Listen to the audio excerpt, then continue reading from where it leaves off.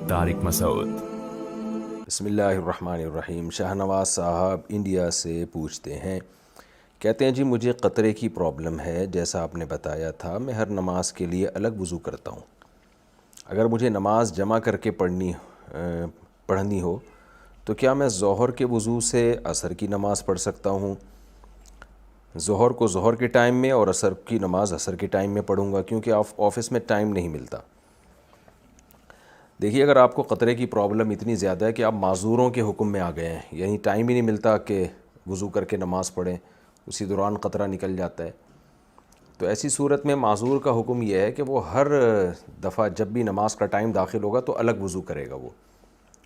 تو اگر آپ نے دو نمازوں کو جمع کیا اس طور پر کہ ظہر بالکل اینڈ میں لے گئے اور عصر کو بالکل اسٹارٹنگ میں لے آئے، تو ایک وضو سے آپ دو نمازیں نہیں پڑھ پائیں گے، شرعاً آپ کے لیے جائز نہیں ہوگا۔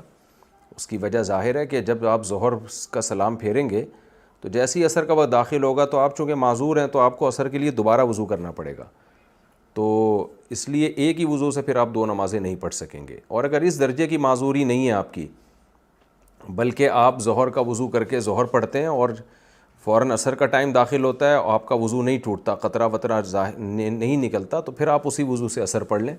تو اس طرح سے پھر دو نمازیں آپ اس معذوری میں یعنی اس عذر میں اکٹھی کر سکتے ہیں آپ۔ اچھا بھائی، یہ کیا لکھا ہے؟ آئینہ اٹک، پاکستان۔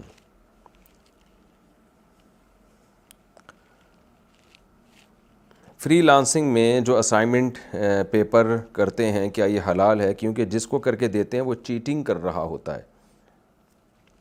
دیکھیں، چیٹنگ کر رہا ہے، اسائنمنٹ بعض دفعہ لکھوائے جاتے ہیں تو اس میں سامنے والے کی قابلیت دیکھی جاتی ہے۔ اگر کوئی اور کسی اور سے وہ لکھوا کے آگے دے دے تو وہ تو دھوکہ میں آتا ہے۔ تو آپ کو جب 100% یقین ہے کہ یہ مجھ سے اسائنمنٹ اس لیے لکھوا رہا ہے تاکہ آگے اس دھوکہ دے گا وہ، تو پھر آپ کے لیے اس میں تعاون جائز نہیں ہے۔ محمد عبد الرحمن انڈیا سے، ہماری مسجد میں مہینے کی پہلی جمعرات کو اجتماعی ذکر ہوتا ہے، کیا یہ صحیح ہے؟ نہیں، اس کو ترک کر دینا چاہیے، یہ طریقہ ٹھیک نہیں ہے، اسلاف سے ثابت نہیں ہے۔ تو جس کو ذکر کرنا ہے اپنے طور پہ کرے۔ البتہ اگر کوئی شیخ اپنے مریدوں کو ذکر سکھانے کے لیے الگ سے کہیں بٹھا کے خاص جو اپنے خاص مریدوں کا حلقہ ہوتا ہے ان کو ذکر کی عادت ڈالنے کے لیے ذکر کروائیں تو یہ جائز ہے، لیکن یہ پبلکلی نہیں ہونا چاہیے۔ مسجدوں میں جیسے آج کل اعلان ہوتا ہے کہ بھئی ہمارے یہاں اجتماعی ذکر ہو رہا ہے، تشریف لے آئیں، تو پھر یہ عمل بدعت بن جائے گا، پھر اس کی کوئی گنجائش نہیں ہے۔ پاکستان سے کسی نے پوچھا، میں نے اپنے بھائی کے کاروبار میں کچھ رقم انویسٹ کی، ایک ماہ بعد بھائی نے کہا مجھ سے پرسنٹیج نہیں نکلتی تو میں تمہارے پیسے اپنی گاڑی میں ڈال دیتا ہوں، رینٹ آئے گا تو ان پیسوں کے حساب سے تمہیں فکس ریٹ دے دوں گا، کیا یہ فکس پیسے لینا جائز ہے؟ دیکھیں، وہ یوں کر لے کہ آپ کے کاروبار کے جو آپ نے جو پیسے لگائے تھے وہ گاڑی خرید لے تو گاڑی آپ کی ہوگی، پھر وہ گاڑی رینٹ پر دے دے، جتنا رینٹ آتا رہے آپ کو دیتا رہے، تو یہ جائز ہے، اس میں کوئی حرج نہیں، وہ فکس ریٹ ہو جائیں گے، لیکن گاڑی پھر آپ کی ہوگی۔ گاڑی کو کوئی نقصان ہوا تو آپ ذمہ دار ہوگے اس کو، پھر وہ بھائی ذمہ دار نہیں ہوگا، تو تب یہ پروفٹ آپ کے لیے حلال ہوگا، ورنہ حلال نہیں ہوگا۔ شاہ نواز صاحب انڈیا سے، میں نے ایک کرتا خریدا ہے جس میں 20% ریشم ہے سلک اور 80% کاٹن ہے، تو کیا ایسے کرتے میں نماز پڑھ سکتے ہیں؟ جی پڑھ سکتے ہیں۔ اگر 50% بھی ریشم ہونا اور 50% غیر ریشم ہے تو بھی جائز ہے، تانا بانا ہوتا ہے نا کپڑے میں، ایک دھاگا ریشم کا ایک بغیر ریشم کے، تو بھی جائز ہے۔ تو اس سے زیادہ ہوگا تو پھر جائز نہیں ہوگا، لیکن یہ اس ریشم کی بات ہو رہی ہے جو ریشم کا کیڑا ریشم بناتا ہے، جو خالص ریشم ہوتا ہے۔ آج کل جو ریشم آ رہا ہے عام طور پہ وہ خالص نہیں ہوتا، تو اس لیے وہ تو ویسے ہی جائز ہے۔ کراچی سے کسی نے پوچھا، اگر کوئی رشتہ دار بزرگ بیمار ہو اور بہت تکلیف میں ہو اور اس میں اس کی صحت یابی کی دعا کرنے کے بعد جوانی میں اس کے مرنے کی دعا مانگ لوں، اچھا اس کی صحت یابی کی دعا کرنے کے بعد نادانی میں اس کے مرنے کی دعا مانگ لوں، اچھا جوانی نہیں نادانی میں، اور ان کا انتقال ہو جائے تو کیا میں اس کی قاتل ہوں؟ حالانکہ میں نے کوئی نفرت میں یہ دعا نہیں کی تھی، ان کی تکلیف ختم ہو جائے اس لیے دعا کی تھی۔ جب سے ان کا انتقال ہوا ہے مجھے یہ احساس جرم ہے کہ میری وجہ سے ان کا انتقال ہوا ہے، اور میں نے اللہ سے گڑ گڑا کر توبہ بھی کر لی ہے، لیکن پھر بھی مجھے پچھتاوا ہے، تو کیا کوئی کفارہ ہے اس بات کا؟ نہیں جی، آپ قاتل نہیں ہیں، آپ نے ان کی خیر خواہی میں دعا مانگی تھی تو کوئی گناہ نہیں ہے، لیکن ویسے بہتر یہی ہے کہ مرنے کی دعا نہ مانگا کریں، عافیت کی اور صحت کی مانگ لیا کریں دعا، لیکن آپ کو کوئی گناہ نہیں ہے، آئندہ احتیاط کریں بس۔ اور اگر آپ کی دعا کی وجہ سے ان کا انتقال ہوا ہے تو آپ تو پھر مستجاب الدعوات ہیں، آپ نے تو جس کو انتقال کروانا ہو آپ سے دعا کروا لیں۔ بہرحال اس سے کوئی آپ کو کا شمار انشاءاللہ قاتل میں نہیں ہوگا، آپ نے استغفار بھی کر لیا کافی ہے، آئندہ کسی کی موت کی دعا نہ مانگا کریں، عافیت کی دعا مانگنی چاہیے۔ انڈیا سے کسی نے پوچھا، حالیہ دنوں میں ہی میری شادی ہوئی ہے، مجھے 2-3 دن میں ہی معلوم ہو گیا کہ بیوی کا کسی سے افیئر تھا اور فزیکل ریلیشن بھی تھا، اب میرا من نہیں مان رہا اس کے ساتھ رہنے کا، کیا میں اس کو چھوڑ سکتا ہوں؟ طلاق دینا جائز ہوگا؟ دیکھیں طلاق دینا جائز ہے، باقی آپ کو طلاق دینی چاہیے کہ نہیں دینی چاہیے یہ میں مشورہ نہیں دے سکتا جب تک پورے حالات کسی کے سامنے نہ آئے۔ اب شادی ہو گئی ہے، اگر آپ کی اپنی بیوی آپ کی توبہ کر چکی ہے اور مکمل دیندار بن چکی ہے، قرائن سے یہ بات ثابت ہو جاتی ہے، تو میرا خیال ہے معاف کر دیں اس کو، اب چلائیں اور اس کے بارے میں کبھی سوچیں نہیں۔ باقی جائز ناجائز کا مسئلہ جو میں نے تھا وہ بتا دیا، تو جائز ہے طلاق دینا، لیکن مشورہ کیا ہے؟ تو اصولی بات تو یہی ہے کہ اگر قرائن سے پتہ چل جاتا ہے بھائی اس نے توبہ کر لی ہے اور پرانا تعلق ختم کر دیا ہے، تو میرا خیال ہے رکھ لینا چاہیے، اس کی غلطی کو معاف کر دینا چاہیے۔ باقی آپ کے دل کی کیا کیفیت ہے، آپ کے کیا، بعض دفعہ بلا وجہ لوگ وہمی بھی بن جاتے ہیں، تو اپنے بھی دل کا علاج کرنا چاہیے۔ اگر قرائن سے پتہ چل رہا ہے سب ماضی کے بھول بھلائیاں ہو چکا ہے، تو میرا خیال ہے نئی زندگی کا آغاز کر لینا چاہیے۔ باقی پورے طور پہ مشورہ دینا بھائی کسی کے بارے میں بہت مشکل ہوتا ہے جب تک کہ پورے 100% حالات سامنے نہ آ جائیں، اس لیے میں مشورہ نہیں دیتا، جنرلی ایک اصولی بات کر سکتا ہوں آپ کے سامنے۔ آسٹریلیا سے کسی نے پوچھا ہے، میں آسٹریلیا میں فوڈ ڈیلیوری کی جاب کرتا ہوں، وہ فوڈ ہمارے لیے حرام ہوتا ہے اس لیے ہم کھاتے نہیں ہیں، مگر اپنے روزگار کے لیے ڈیلیور کرتے ہیں، کیا ہمارے لیے جاب جائز ہے یا نہیں؟ نہیں جناب، مسلمان حرام فوڈ ڈیلیور نہیں کر سکتا، اس حرام فوڈ کی ڈیلیوری کے جو آپ کو پیسے ملیں گے وہ بھی آپ کو صدقہ کرنے پڑیں گے ثواب کی نیت کے بغیر، تو یہ جائز نہیں اور گناہ بھی ہوگا۔ پاکستان سے کیا پوچھا، میرا آپ سے سوال یہ ہے کہ میں نے جوانی کے شروع میں جب حرام حلال کی اتنی پہچان نہیں تھی تو یہ غیر مسلم کے کچھ پیسے یہ سوچ کے کھا لیے تھے کہ یہ تو غیر مسلم ہے، پھر مجھے آہستہ آہستہ دین کی سمجھ کے ساتھ پتہ چلا کہ کل قیامت کے دن غیر مسلم کو بھی اس کا حق ملے گا، اب میں ان کے پیسے واپس دینا چاہتا ہوں، اور جیسے ہی میرے پاس پیسے ہوں گے اگر میں ان کے دے دوں گا پیسے، اگر میں ان سے پہلے ہی وفات پا جاتا ہوں تو کیا یہ قرض ہوگا میرے اوپر؟ جی ہاں بالکل، آپ وفات پانے سے پہلے پیسے لوٹا دیں، اس لیے کوشش کریں جلد سے جلد پیسے لوٹائیں، اور اگر ان سے رابطہ نہیں ہو رہا تو وصیت لکھ دیں کہ بھائی میں مر گیا نا تو میری وراثت میں تھے سب سے پہلے اس بندے کے اتنے رقم میرے ذمہ ہے وہ لوٹائی جائے۔ انڈیا سے کہیں پوچھا، جیسے کہ قرآن میں آتا ہے کہ کافر اللہ کی رحمت سے مایوس ہوتے ہیں، تو کیا مایوس ہونے سے مسلمان کافر اور مرتد ہو جاتا ہے؟ دیکھیں مایوسی کے درجات ہوتے ہیں، جو کامل درجے کی مایوسی ہے وہ تو یہ ہے کہ یہ عقیدہ رکھنا کہ اللہ میری پریشانی دور کر ہی نہیں سکتا، اس میں یہ طاقت ہی نہیں ہے اور سب کچھ اسباب ہی سے ہوتا ہے، اس حد تک اگر کوئی پہنچ جائے تو یہ تو خالصتاً کفر ہے، کیونکہ آپ سمجھ رہے ہو کہ اللہ کے پاس اختیارات ہی نہیں ہے۔ اور اگر اتنے عقیدے کی خرابی نہیں ہے بلکہ اس لیول کی مایوسی ہے کہ اس کا اللہ کے بارے میں خیال ہے کہ اللہ دور تو کر سکتا ہے میری پریشانی لیکن نہیں کرے گا دور وہ، اور مجھے ٹینشن میں ہی رکھے گا، تو یہ اس درجے کی مایوسی یہ گناہ کبیرہ ہے، لیکن کفر نہیں ہے کیونکہ اللہ کی طاقت اور قدرت کا تو وہ قائل ہے۔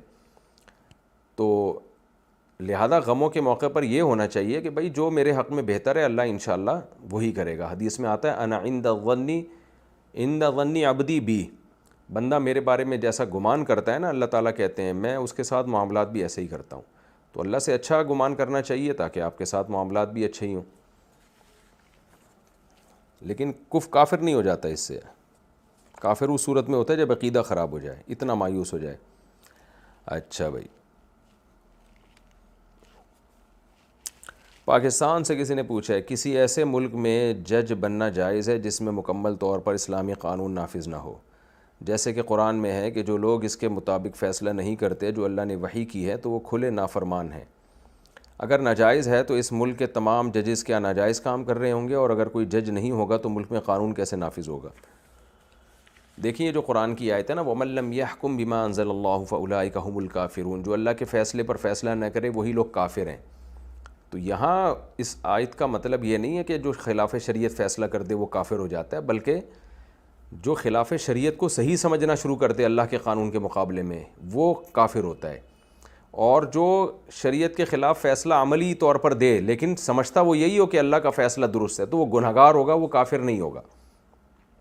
اور آج کل جو عدالتوں کا جو نظام ہے اس میں تو جج کو پابند کیا جاتا ہے کہ آپ ملکی قوانین کے پابند ہیں، آپ نے اسی پہ فیصلہ کرنا ہے. تو جج وہاں محض ایک ترجمان کی حیثیت سے ہوتا ہے، وہ اپنے قول و عمل سے یہ نہیں بتا رہا ہوتا کہ میں شریعت کو صحیح نہیں سمجھتا، بلکہ وہ تو کہہ رہا تھا بھائی میں تو گورنمنٹ کا ملازم ہوں، گورنمنٹ نے ایسے موقع پہ یہ سزا رکھی ہے تو میں اس سزا کو نافذ کر رہا ہوں، اب تم جانو گورنمنٹ جانے. تو وہ کبھی بھی اگر مسلمان جج ہوگا وہ کبھی بھی یہ نہیں کہے گا کہ یہ شریعت سے زیادہ صحیح قانون حکومت کا ہے. تو اگر وہ یہ سمجھتا ہے تو پھر کافر ہوگا، اگر وہ یہ نہیں سمجھتا ہے تو وہ تو آرڈر کا پابند ہے، جو لا اوپر سے بنایا ہے وہ لا اس کو امپلیمنٹ اسی کا کرنا ہے، تو وہ اسی کا امپلیمنٹ کر دیتا ہے. جو گورنمنٹ نے اس کو لا بنا کے دیا ہے اسی قانون کا پابند ہے، اپنی طرف سے جج کچھ بھی نہیں کر رہا ہوتا، سب چیزیں لکھی ہوئی ہوتی ہیں، تو جو لکھی ہوئی چیزیں اسی کا امپلیمنٹ کر رہا ہوتا ہے، تو اس سے وہ کافر نہیں ہوتا، گنہگار بھی نہیں ہوتا اگر وہ اس کو صحیح نہ سمجھنا شروع کر دے. بلکہ وہ پہلے سے کہہ رہا ہے بھائی میں تو، جیسے آپ جج بن جاتے ہیں کسی غیر مسلم کنٹری میں، اب غیر مسلم کنٹری میں تو پھانسی کا قانون نہیں بہت سارے ملکوں میں، اب وہاں کیس آتا ہے قاتل، کسی نے زید نے بکر کو قتل کر دیا، تو جج کو یہ اجازت ہی نہیں ہے کہ وہ قاتل کو سے قصاص لے، حالانکہ شریعت میں تو قصاص ہے. تو جب ہم جج سے پوچھیں گے بھئی آپ نے اس کو پھانسی پہ لٹکانے کا آرڈر کیوں نہیں کیا، تو جج کہے گا بھئی اس ملک میں اجازت نہیں ہے اور میں حکومت کے قانون کا پابند ہوں. تو صرف اتنی اگر بات ہے تو اس سے وہ کافر نہیں ہوگا، نہ گنہگار ہوگا نہ کافر ہوگا. لیکن اگر جج سے آپ نے آگے پوچھا کہ یہ قانون کیا صحیح ہے، اللہ کا یعنی جو اسلام نے جو بتایا کہ خون کے بدلے خون، وہ قانون غلط ہے یا اس ملک کا جو قانون آپ نافذ کر رہے ہیں وہ صحیح ہے، وہ اگر کہتے ہیں نہیں یہ ملکی قانون زیادہ انسانیت کے لیے سوٹیبل ہے، پھر جج کافر ہو جائے گا، گنہگار بھی ہوگا کافر بھی ہوگا. کیوں؟ وہ من لم یحکم بما انزل اللہ، وہ بما انزل اللہ کے علاوہ کسی اور چیز کو سچ سمجھ رہا ہے، بما انزل اللہ کے علاوہ کسی اور حکم کو حق سمجھ رہا ہے، تو اس سے کافر ہو جائے گا.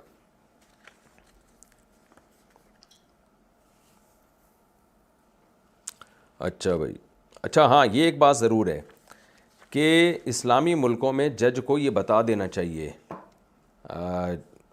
کوئی بھی موقع ملے نا، کہ جو حکم اس نے نافذ کیا ہے اگر اس کو کوئی شریعت سمجھ رہا ہے تو جج کی اخلاقی ذمہ داری ہے کہ وہ اس کو بتا دے کہ یہ شریعت نہیں ہے. جیسے عدالتی خلا میں جج اگر خلا کی ڈگری تھما دیتا ہے، کیونکہ جج پابند ہے کہ کوئی بھی عورت جائے گی اس کو اپنے شوہر سے علیحدگی چاہیے، تو جج پابند ہے کہ اس کو خلا دے، اب یہ شریعت کے خلاف ہے، تو جج کو چاہیے وہ خلا کی ڈگری پکڑائے لیکن اس کو بتا دے کہ بی بی یہ پاکستان کا قانون ہے، یہ اسلام کا قانون نہیں ہے، یہ ذہن میں رکھیں. تو یہ صرف اکارڈنگ ٹو پاکستان، یعنی جو لا آف پاکستان ہے اس کے اکارڈنگ آپ کا نکاح ختم ہو گیا، لیکن اللہ کا قانون کیا ہے یہ آپ علماء سے جا کے پوچھیں، مفتیوں سے جا کے پوچھیں. تو میں تو صرف چونکہ میں کیونکہ ملکی قانون کا پابند ہوں اس لیے میں آپ کو خلا کی ڈگری تھما رہا ہوں، باقی آپ جا کے فتویٰ لو. تو ججز کو چاہیے وہ ایسے بنا کے پیش نہ کریں کہ یہ ہم اسلام پر فیصلہ کر رہے ہیں، اسلام کا یہ فیصلہ نہیں ہے، تو اسلام میں تحریف ہے.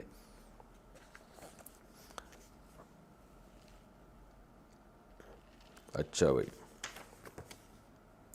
بنت احمد لاہور سے، آئی بروز کے بڑے ہوئے بالوں کو نوچنے کے بجائے اوپر سے کاٹ سکتے ہیں یا نہیں؟ بھائی جو آئی بروز کے بال بڑھ جاتے ہیں نا، آئی بروز بنانا حرام ہے، نبی صلی اللہ علیہ وسلم کی شدید وعید ہے. یہ جو خواتین اپنی جو آئی بروز ہیں باریک کر لیتی ہیں یہ جائز نہیں ہے. البتہ کسی خاتون کی بہت زیادہ بھدی قسم کی آئی بروز ہوں، بہت ہی زیادہ، تو وہ اتنی اس میں سے نوچی جا سکتی ہیں کہ جو نارمل کنڈیشن میں آ جائیں. ویسے تو کسی کی گھنی آئی بروز ہوتی ہیں، کسی کی باریک ہوتی ہیں، نیچرل ہے. میں اس کی بات کر رہا ہوں جو بالکل ہی ایک عیب ہو بہت زیادہ، جیسے ایکسیڈنٹ سے کسی کی ناک ٹیڑھی ہو جاتی ہے تو آپریشن کر کے وہ سیدھی کر سکتا ہے ناک کو، لیکن قدرتی طور پہ جو اللہ نے ناک بنائی ہے اس کو چینج نہیں کر سکتا کہ باریک بنا لے یا موٹی بنا لے اس کو.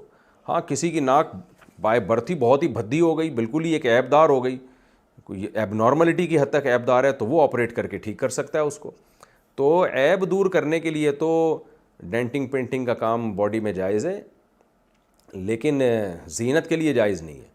تو آج کل جو خواتین آئی بروز بناتی ہیں تو خوبصورت بننے کے لیے بناتی ہیں، اس لیے یہ عمل حرام ناجائز ہے. لیکن اگر زینت کے لیے نہیں ہے، بہت زیادہ کوئی بھدی کسی خاتون کی آئی بروز ہو گئی ہیں تو نارمل کنڈیشن میں لانے کی گنجائش ہے. تو اس میں جو آڑے ترچے بال اگر نکلے ہوئے ہوں کسی کے تو اس کو بھی جو ہے وہ سیدھا کیا جا سکتا ہے. محمد نبیل راجستھان جودھپور انڈیا سے، اسکول کا وقت دوپہر کا ہے تو کیا نماز چھوڑ سکتے ہیں؟ نہیں بھائی، نماز پہلے ہے، اسکول بعد میں. جماعت سے نماز چھوڑنا جائز نہیں ہے. زہیر زبیر راولپنڈی سے، میرے دوست کے والد نے 40 یا 50 سال پہلے ایک بیل خریدا تھا. 500 روپے میں. یارو 5-10 لے کے رکھ لیتے، اس وقت 500 روپے میں مل رہا تھا. ان کا انتقال ہو گیا ہے. ان کی ڈائری میں لکھا ہوا تھا کہ اب جس نے بیل بیچا تھا، ان کی ڈائری میں لکھا ہوا ہے اب جس نے بیل بیچا تھا وہ اب بھی رقم کا تقاضا کر رہا ہے. پوچھنا یہ ہے کہ 500 روپے آج کی ویلیو کے مطابق دینے ہوں گے یا آج کے حساب سے بھی 500 روپے ہی دینے ہوں گے؟ بھائی اگر اس کے پیسے بنتے ہیں تو 500 ہی بننے پڑیں گے، 500 سے زیادہ نہیں ہو سکتے. اب یہ اس کی غلطی ہے. 40-50 سال تک اس نے ڈیلے کیوں کیا؟ وہ پہلے لے لیتا پیسے. تو اب اگر مطالبہ کر رہا ہے اور قرائن سے گواہوں سے پتہ چل جاتا ہے کہ آپ کے والد کے ذمے اس کے پیسے تھے تو 500 ہی دیے جائیں گے اس کو. ارم بشرا ضلع امروہہ ویپور یو پی سے، سدہ سحب فرض نماز میں ہی کیا جاتا ہے یا سنت اور نفل نماز میں بھی کرتے ہیں؟ جی سب نمازوں میں ہوتا ہے. اگر وہ غلطی تو ہر طرح کی نماز میں سدہ سحب ہوگا. علی انصاری پاکستان سے، کیا طلاق کا لفظ غلط لکھنے سے طلاق ہو جاتی ہے؟ میرا نکاح ہوا ہے لیکن ابھی رخصتی نہیں ہوئی. میں نے واٹس ایپ پر اپنی بیوی سے لڑتے ہوئے صرف جان بوجھ کر مذاق میں اسے ڈرانے کے لیے صرف لکھا، اسے بھیجا نہیں، تو کیا طلاق ہو جائے گی؟ میری نیت اسے صرف ڈرانے کی تھی، میں نے میسج لکھ کر بھیجا نہیں تھا، اور ایک دفعہ میں نے مذاق میں غلط لفظ بھیج دیا جو کہ TAKLL تھا. تو اس صورت میں کیا کروں؟ میری مدد کریں.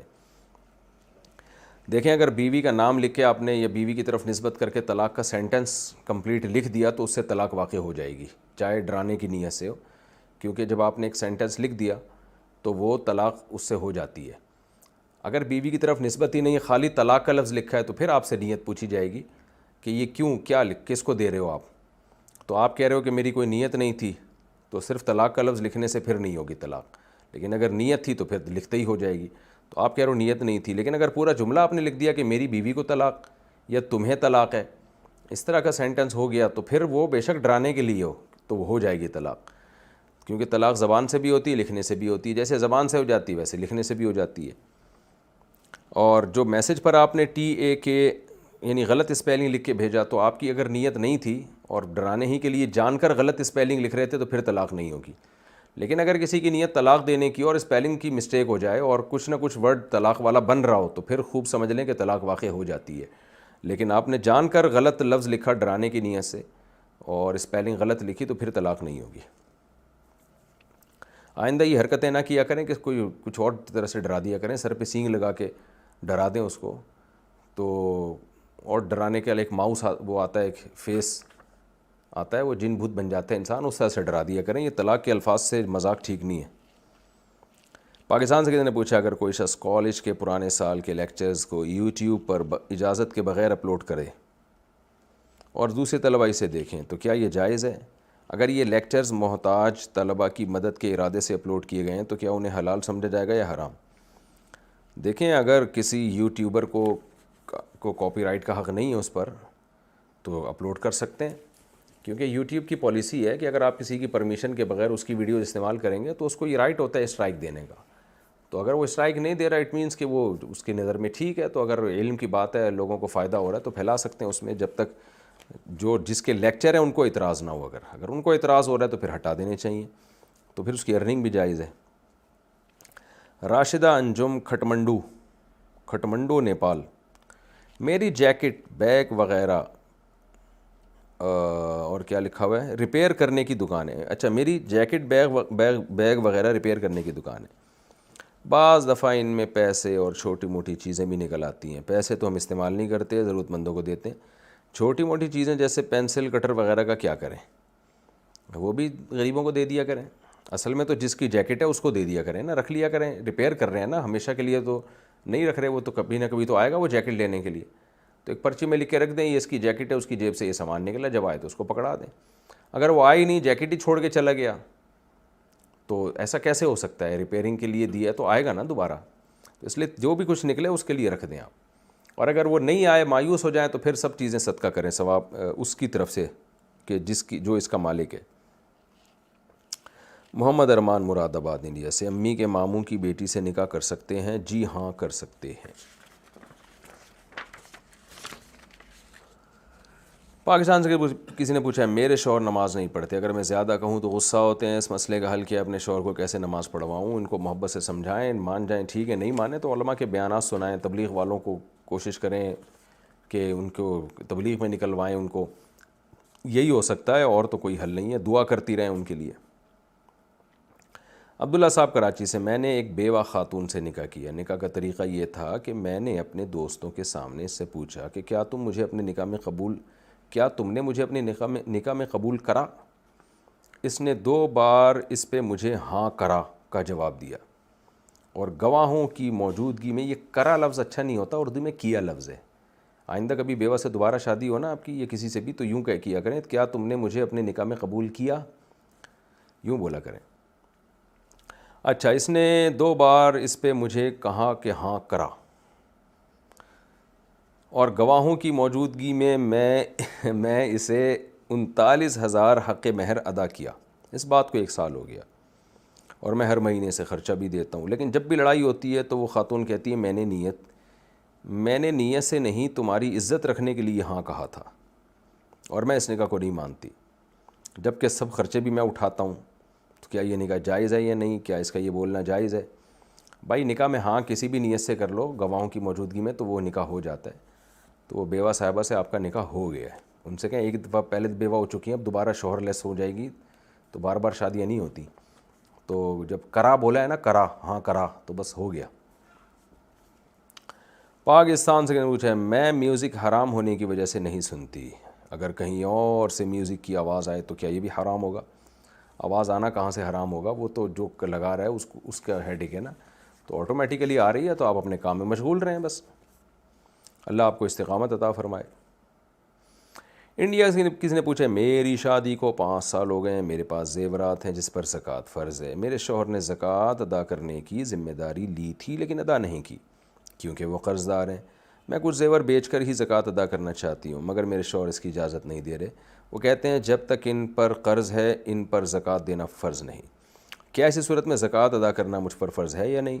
کیا بیوی شوہر کی اجازت کے بغیر اپنے زیورات بیچ کر زکوٰۃ دے سکتی ہے؟ اگر ادا کریں تو 5 سال کی زکوٰۃ کتنی ادا کرنی پڑے گی؟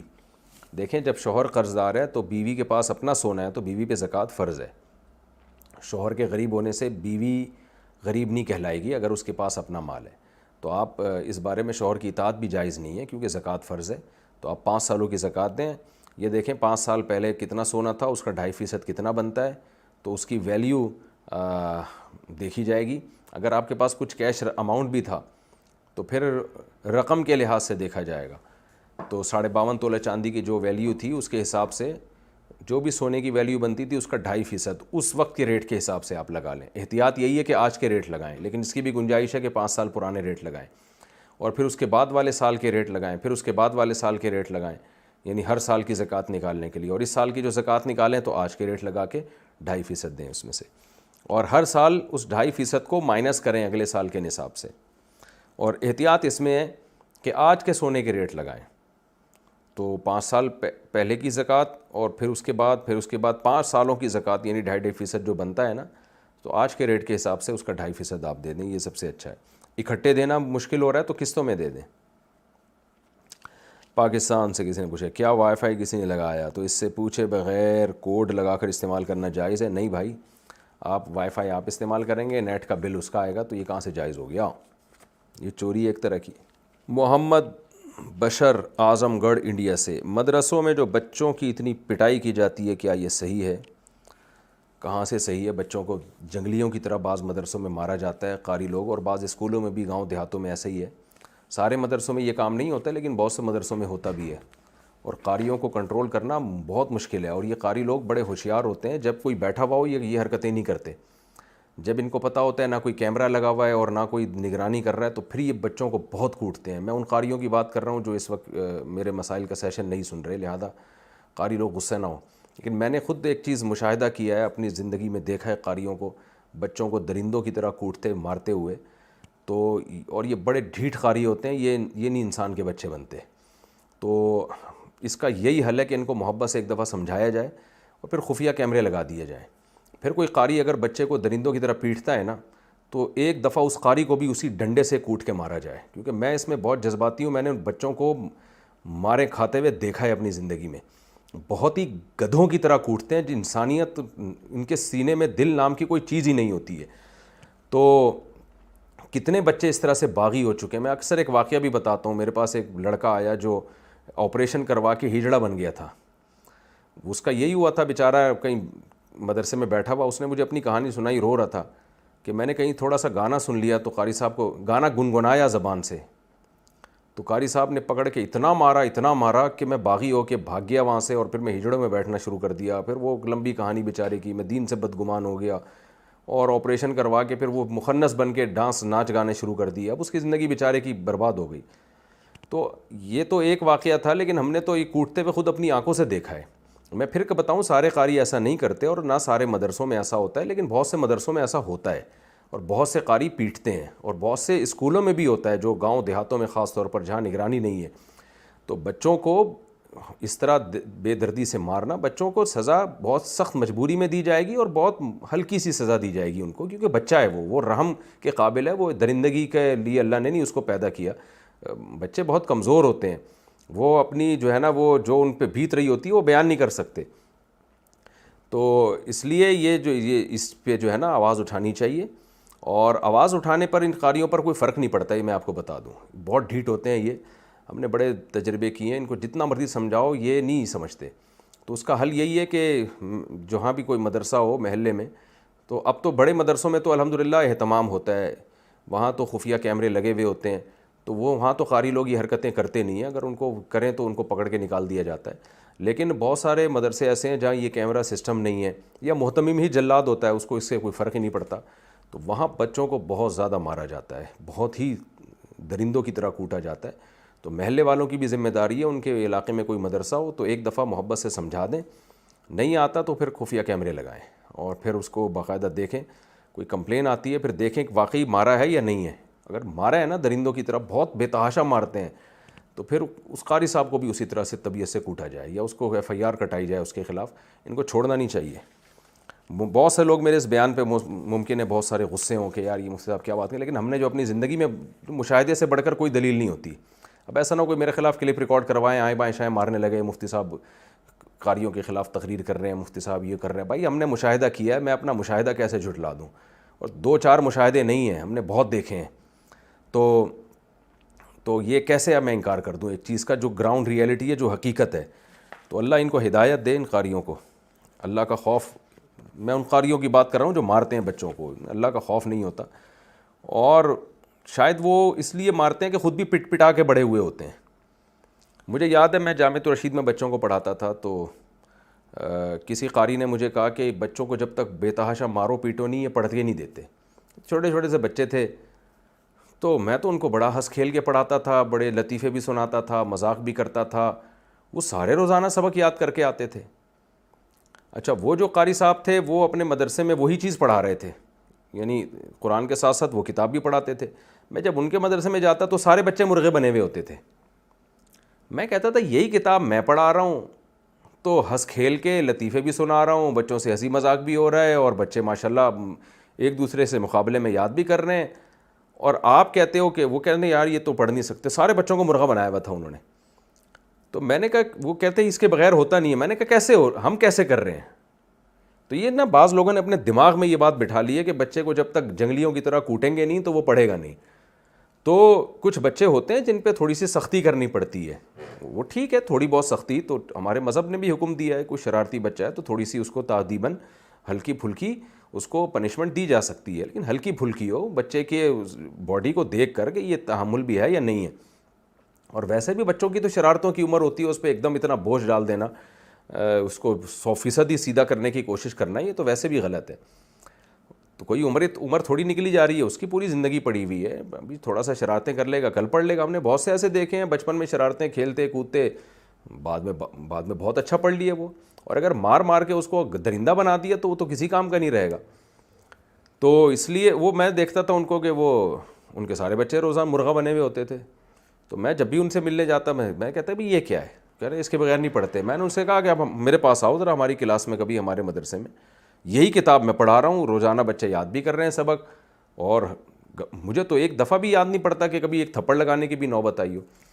تو یہ قابل اصلاح چیز ہے. اس پہ ہمارے بڑے اکابر نے، حضرت مولانا شریف تھانوی رحمۃ اللہ علیہ اور دیگر جو بڑے علماء ہیں، انہوں نے بہت سخت اس پہ آواز اٹھائی ہے. ان کے مواعظ میں یہ باتیں موجود ہیں. لیکن یہ کہ یہ جب تک ظاہر ہے نظام نہ ہو، قانون نہ ہو، سدھرنا لوگ کہاں سدھرتے ہیں. تو اس کی بہت سخت نگرانی ہونی چاہیے، اور بچوں کو ایسے حوالے نہ کر دیا جائے. کیمرے لگے ہونے چاہیے، اور پھر اس کی نگرانی بھی ہو. اگر کسی قاری نے اس طرح کی حرکت کی ہے تو اس کو، میں سمجھتا ہوں کہ اس کو دوبارہ موقع نہیں دینا چاہیے. ہاتھ پاؤں توڑ دیتے ہیں، ایسے بھی واقعات ہوئے ہیں، اتنا مارا کہ بچے کے ہاتھ توڑ دیے. تو یہ بہت ہی درندگی ہے.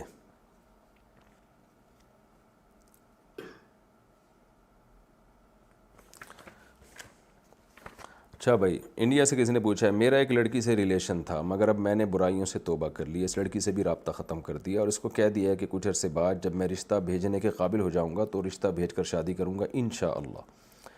مگر وہ لڑکی رابطہ ختم کرنے پر ہی عجیب سی ہو گئی ہے، اپنے آپ کو برباد کر رہی ہے، کسی چیز پڑھائی وغیرہ میں دلچسپی نہیں لے رہی. اگر میں اس سے بات کیے بغیر سوشل میڈیا پر اچھی اچھی باتیں اس کا ذہن بنانے کے لیے شیئر کروں تو کیسا رہے گا؟ مشورہ دیجیے کہ اس کا ذہن کیسے بناؤں. آپ بالکل ذہن نہ بنائیں، آپ اس سے تعلق ختم کر دیں، نمبر بلاک کر دیں. بہت سارے لوگ ہیں ذہن بنانے کے لیے، وہ اسی طرح ٹھیک ہوگی کہ آپ اس سے بالکل تعلق ختم کر دیں. کیونکہ جس سے ایک دفعہ محبت عشق ہو جائے نا، تو اس سے کسی بھی قسم کا ریلیشن ہوگا تو وہ ریلیشن بڑھتا ہے، اس کا عشق معاشقہ بڑھے گا، کم نہیں ہوگا، چاہے آپ نیک نیتی سے اس کو سمجھائیں. تو اس لیے آپ اس کو مایوس کر دیں، بلاک کر دیں نمبر. اور جب آپ کا شادی کا ارادہ ہو پیغام بھیج دیں، ارادہ نہیں ہو تو ایسے ہی بلاک ہی رکھیں اس کو. تو آپ کی ٹینشن نہیں ہے، انشاءاللہ اسے کچھ نہیں ہوگا. ہو بھی گیا تو آپ کو گناہ نہیں ملے گا. آپ اپنے دین کو بچائیں پہلے، اللہ آپ کو استقامت عطا فرمائے. یہ بھی آپ کی ہمت کی بات ہے کہ ایک لڑکی پیچھے پڑی ہوئی ہے مگر آپ اللہ سے ڈر رہے ہیں، تو اللہ آپ کو اس پہ استقامت عطا فرمائے اور اس کو بھی ہدایت دے. عینا صاحبہ اٹک سے، کیا خواتین کا نام محرم سے انڈرسٹینڈنگ کے لیے بات کرنا جائز ہے اگر شادی کا ارادہ ہو اور کوئی نامناسب بات نہ ہو رہی ہو، بس جاننے کے لیے بات ہو؟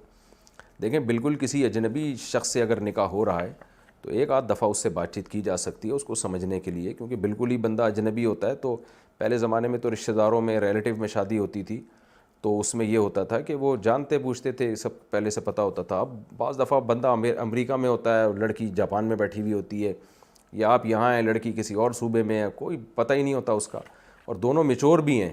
ویسے تو ماں باپ فیصلہ کر لیتے ہیں کہ کون کس کے قابل ہے، لیکن لڑکا لڑکی کی عمر اگر میچور ہو چکے ہیں اور دونوں سمجھدار ہو چکے ہیں تو ایک آدھ دفعہ بات کرنے میں کوئی حرج نہیں ہے ایک دوسرے کو سمجھنے کے لیے. اور بات بھی پھر ریزرو ہو کے ہی کی جائے، اتنی بات کی جائے جو ایک دوسرے کو سمجھنے میں مدد کا ذریعہ بنے، اس سے زیادہ نہ. پھر ایسا نہ ہو کہ پھر فری ہو جائیں. ہوتا یہ ہے کہ ایک دوسرے کو سمجھنے کے لیے ایک آدھ دفعہ کال پہ بات کرتے ہیں، پھر لٹو ہو جاتے ہیں، پھر چپکے رہتے ہیں فون سے. وہ ناجائز ہے، غلط ہے وہ، اور اس سے آگے کا ریلیشن بہت خراب ہوتا ہے پھر. شبانہ صاحبہ پاکستان سے، میں اپنے بیٹے کی شادی کے لیے رشتہ ڈھونڈ رہی ہوں ایک باپردہ لڑکی کو دیکھنے میں، اور میری بیٹی گئے تو ہم نے اس لڑکی کو سر سے چادر وغیرہ ہٹانے کو بھی کہا تاکہ ہم اچھی طرح دیکھ کر مطمئن ہو جائیں، مگر اس لڑکی نے نہیں ہٹایا. تو بیٹے کی شادی کے لیے اچھا رشتہ ڈھونڈ رہے ہیں. تو کہہ رہی ہیں جب ہم لڑکی دیکھنے گئے تو وہ سر سے چادر ہی نہیں ہٹا رہی تھی. اب ہمیں کیا کرنا چاہیے؟ رشتہ کرنا چاہیے یا نہیں؟ شریعت کیا کہتی ہے اس بارے میں؟ دیکھیں، سر سے چادر نہیں ہٹائی نا، چہرہ تو اس نے کھول دیا نا، دکھا دیا آپ کو. تو سر سے چادر کیا، اس کی ٹریننگ چیک کرنی ہے آپ نے کہ کتنے بال ہیں اس کے سر کے نیچے.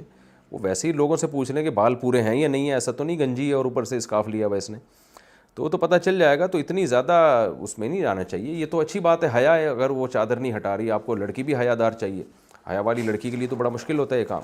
تو چہرہ دیکھ لیں، باقی جو ہے نا سر کے بال دیکھنے کی ضرورت نہیں. اس کے بارے میں رپورٹس آپ کو پڑوسیوں کی طرف سے اور اس کے ریلیٹیوز کی طرف سے، جو پڑوسی خواتین ہیں یا گھر والوں کی طرف سے رپورٹس مل جائیں گی. تو اس لیے اس کو زیادہ سیریس نہ لیں. کینیڈا سے کسی نے پوچھا ہے میں اور وہ نکاح کرنا چاہتے ہیں. وہ کون ہے بھائی؟ 1.5 سال سے اپنی فیملیز کو قائل کرنے کی کوشش کر رہے ہیں، یعنی ہم دونوں، مگر ہماری فیملیز لو میرج کی وجہ سے نہیں مان رہے، خاص طور پر اس لڑکے کی فیملی. میں نے اپنے والدین کو کہا کہ اس کی فیملی کے بغیر ہی ہمارا نکاح کر دیں، تو ان کا کہنا ہے کہ ہم لوگوں کو کیا جواب دیں گے. میرا کوئی ولی نہیں ہے، لیکن جہاں تک مجھے معلوم ہے، اگر میں غلط کہہ رہی ہوں تو درست کر دیجئے، کہ صورتحال کے مطابق ایک اسلامی اسکالر میرا ولی ہو سکتا ہے. میرے پاس 2 گواہ ہیں جو اس کی فیملی کا حصہ ہیں، اس کے بہنوئی. اگر میں اور وہ ان حالات میں نکاح کر لیں تو کیا وہ منعقد ہو جائے گا؟ برائے مہربانی ہمیں گائیڈ کیجئے، کیونکہ ہم گناہ سے ڈرتے ہیں، اس لیے ہم دونوں نکاح کے خواہش مند ہیں. دیکھیں، اگر لڑکا آپ کے جوڑ کا ہے تو نکاح اگر آپ 2 گواہوں کی موجودگی میں کر لیں نکاح تو ہو جائے گا، لیکن ولی کی اجازت کے بغیر نکاح کرنا یہ قابل تعریف نہیں ہے. اس کے سائیڈ ایفیکٹ بہت زیادہ ہوتے ہیں، یہ شریعت میں قابل ترغیب نہیں ہے. ہاں، جہاں ضرورت ہوگی تو وہاں جائز ہوگا. اب آپ کو کتنی ضرورت ہے اور آپ کے گھر والے کس بیس پہ اس لڑکے کے رشتے کا انکار کر رہے ہیں، یا وہ لڑکی والے، یعنی آپ لڑکی، ہاں یہ لڑکی خاتون پوچھ رہی ہیں.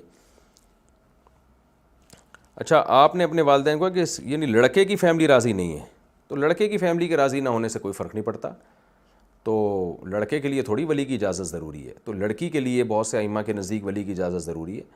تو لڑکا کہ اگر ولی راضی نہیں بھی ہے، لڑکا اسٹینڈ لے رہا ہے تو شادی کر سکتے ہیں، اس کی کوئی حرج نہیں ہے. لیکن لڑکی کا اپنے ابا کی مرضی کے بغیر نکاح کرنا یہ بلا ضرورت اچھا عمل نہیں ہے. اگر لڑکا لڑکی کا کفو ہم پلہ ہے تو نکاح تو ہو جائے گا 2 گواہوں کی موجودگی میں اگر کیا جائے، لیکن یہ قابل تعریف عمل نہیں ہے. قابل تعریف یا جب اچھا سمجھا جائے گا جب کوئی واقعی ضرورت ہو. تو اب آپ کو کتنی ضرورت ہے، کیا ہے، یہ میں نہیں بتا سکتا، یہ تو آپ جانیں. وہاں کے بہتر ہے کہ جو لوگ آپ کے حالات جانتے ہیں، جو علماء جہاں آپ رہتی ہیں کینیڈا میں، تو وہاں کسی عالم سے آپ مشورہ لے لیں جو آپ کے حالات کو اچھی طرح سے جانتے ہوں، یا آپ کے پوری بات سن کے آپ کو اچھا مشورہ دے سکتے ہوں.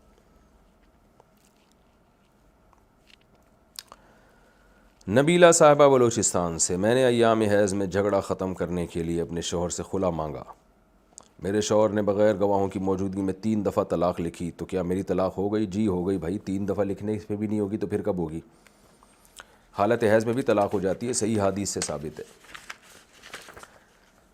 محمد رستم صوابی سے، ابھی کچھ مہینے پہلے ٹویٹر نے ایڈز مونیٹائزیشن آن کی ہے اور وہ ایڈز دیکھنے کے پیسے دے رہے ہیں، لیکن اس کے لیے سب سے پہلے 3200 روپے کا سبسکرپشن لینا پڑے گا اور ویو پورے کرنے ہوں گے جس سے اکاؤنٹ ویریفائڈ ہوگا. تو کیا یہ پیسے کمانا حلال ہے یا حرام؟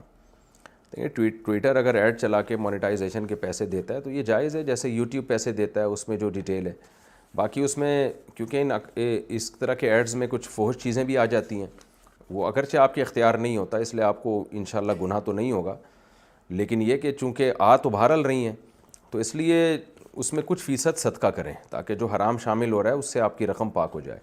تو ٹویٹر پہ جو ارننگ ہو رہی ہے، یوٹیوب پہ جو ارننگ ہو رہی ہے، فیس بک پہ جو ارننگ ہو رہی ہے، یا جتنی بھی ایپس ہیں جہاں ایڈورٹائزمنٹ کے پیسے آپ کو مل رہے ہیں، تو ایڈورٹائزمنٹ میں کچھ فحش چیزیں شامل ہوتی ہیں، تو اس لیے اس میں چند فیصد، اب اس میں اختلاف ہے، بعض کہتے ہیں 2.5%، بعض کہتے ہیں 5%، بعض کہتے ہیں 10%. اس کا تعلق اس سے ہے کہ اگر یہ فحاشی نہ ہوتی تو یہ ایڈ کتنا چلتا اور پھر اس کی ارننگ کیا ہوتی، تو وہ اندازہ لگانا ناممکن سی بات ہے.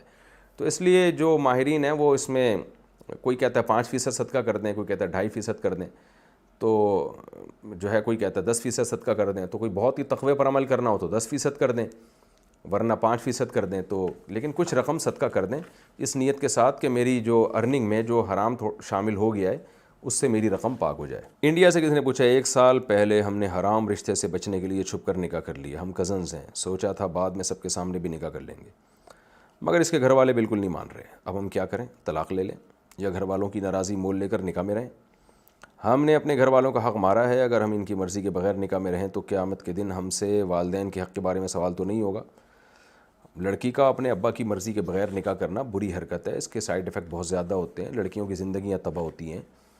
اس لیے عام حالت میں اس کو قابل تعریف نہیں کہا جا سکتا. جہاں شدید مجبوری ہو تو ایک الگ بات ہے، جیسے ابا ظالم ہے، صحیح جگہ نکاح ہی نہیں کر رہے، بچی کو بٹھا کے رکھا ہوا ہے، تو ایک الگ بات ہے.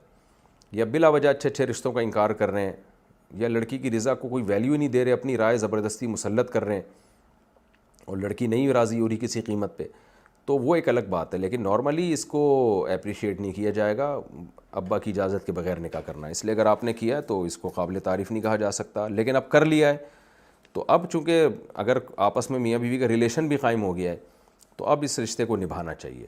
اب جو ہے نا جو ہو گیا سو ہو گیا. اب اس میں کیونکہ اب پھر کہیں اور آپ نکاح کریں گی، وہ بندہ تو سمجھ رہا ہوگا آپ کنواری ہیں، وہ سمجھ رہا ہوگا کہ اب آپ کی زندگی میں کوئی مرد نہیں آیا، تو اس سے ایک طرح کا دھوکہ ہوگا یہ. تو اس لیے اب جو ہونا تھا وہ ہو گیا. جب بعض غلطیاں ایسی ہوتی ہیں وہ ریورس نہیں ہوتی.